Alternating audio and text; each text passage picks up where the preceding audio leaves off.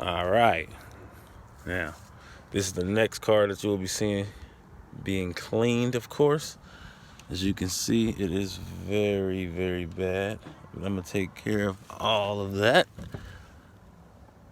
Look, even those stains, all those stains and all that good stuff. Look at the dirt, look at the filth. Uncle, Yes. Nothing. let's see if I know what in my jean jacket This is a Chrysler Aspen. Look at this. Look at the filth. Kids, children, Ryan taking all this out. Get it is literally playing with water. And it's not even open yet.